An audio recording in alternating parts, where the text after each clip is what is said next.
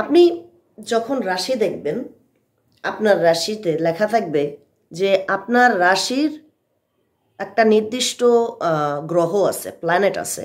যেমন অ্যাকুয়ারিয়াসের জন্য স্যাটার্ন আর ইউরেনাস, যেটা বাংলায় হচ্ছে শনি গ্রহ, আর হচ্ছে ইউরেনাস শনির পাশে যেটা আর কি। আবার কন্যা রাশির জন্য আছে হলো বুধ গ্রহ, মানে মার্কারি। আবার সিংহ রাশির জন্য হচ্ছে সূর্য। সূর্যকে হিন্দু শাস্ত্রে এবং ওয়েস্টার্ন অ্যাস্ট্রোলজি উভয়তেই বলা হয় একটা গ্রহ। সূর্যকেও গ্রহ বলে, চাঁদকেও তারা গ্রহ বলে। কিন্তু আমরা জানি যে চাঁদ কোনো গ্রহ না, চাঁদ হচ্ছে উপগ্রহ, স্যাটেলাইট।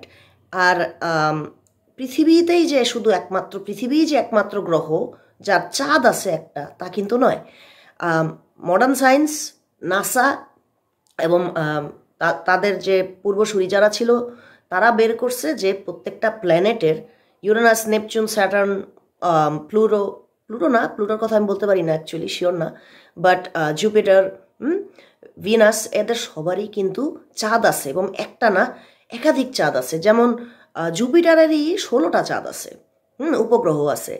তো এই যে শাস্ত্রের যে ব্যাখ্যা, যে চাঁদ একটা গ্রহ, চাঁদ একটা আলাদা গ্রহ, এটা কিন্তু সায়েন্টিফিক্যালি ভুল।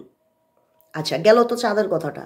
সূর্যের কথাটাও আমি ক্লিয়ার করলাম, সূর্য কোনো গ্রহ না। বাট এই আগেকার দিনের অ্যাস্ট্রোলজার যারা, এই জ্যোতিষশাস্ত্র যেটা হিন্দু ধর্মের অংশ, এরা বিশ্বাস করত যে সূর্য হলো একটা গ্রহ।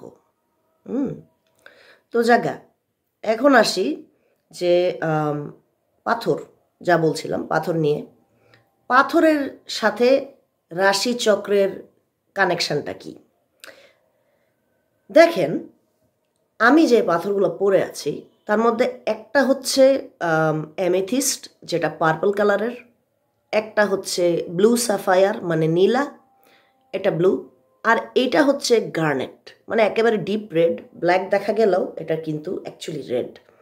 আর আমি যেই মেটাল ইউজ করছি, এইটা দুইটা হচ্ছে সিলভার, আর এটা হচ্ছে স্টেনলেস স্টিল। এখন এই যে পাথরগুলা, এই যে ধাতু আর পাথর, এগুলো কিন্তু আমার পৃথিবীতেই পাওয়া যায়। আমরা যত ধাতু দ্রব্য দেখি, যত পাথর পুথর দেখি, এবং যা আমরা আমাদের জুয়েলারিতে ইউজ করি, সেগুলো কিন্তু মাইনিং করে পৃথিবীর মাটি থেকে উঠানো হয়। পৃথিবীর মাটি থেকে উঠানো হয়। এবং পৃথিবীতে আপনার এই পদ্মনীলা অথবা অ্যামেথিস্ট প্রচুর পাওয়া যায়। আপনি অ্যামেথিস্টের মাইন যদি গুগল করেন, ইউটিউব করেন, তাহলে আপনি অ্যামেথিস্টের মাইন দেখতে পাবেন, বিভিন্ন দেশে আছে। তারপরে ডায়মন্ডের মাইন হয়, গোল্ডের মাইন হয়, সিলভারের মাইন হয়। এরকম এই জেমস আর ভ্যালুয়েবল মেটালসের মাইন হয়। মাইনিং করে এগুলাকে তুলে এগুলাকে হচ্ছে প্রসেসিং করে সুন্দর বানানো হয়। তো এগুলো হচ্ছে ক্রিস্টাল। আমি পড়ি কারণ আমার কাছে সুন্দর লাগে, আমার কাছে একটু থানস থানস ফিলিং হয়। আমার নিজেকে কুইন অফ দ্য রিংস বলতে ভালো লাগে, সেজন্য হচ্ছে আমি 3টা পাথর একসাথে পরে থাকি, আর আমার ভালো লাগে অ্যাকচুয়ালি। তো যাই হোক, এখন এই পাথরগুলো আমার পৃথিবীতে, আমাদের মাটিতেই পাওয়া যায়। হ্যাঁ, বিভিন্ন দেশে, বিভিন্ন মাইনে, বিভিন্ন যে আমাদের যে মিনারেলস যে পাওয়া যায়, সেগুলোর মধ্যে এইগুলি কিন্তু বিরাট বিজনেসের একটা উৎস। ঠিক আছে, মাইনিং করে কিন্তু লক্ষ লক্ষ কোটি কোটি ডলারের বিজনেস হয়। হ্যাঁ, তো এটা হচ্ছে বাস্তবতা। এটা হচ্ছে একেবারে, আমি আপনাদেরকে জিওগ্রাফি আর প্র্যাকটিস বলে দিলাম সব।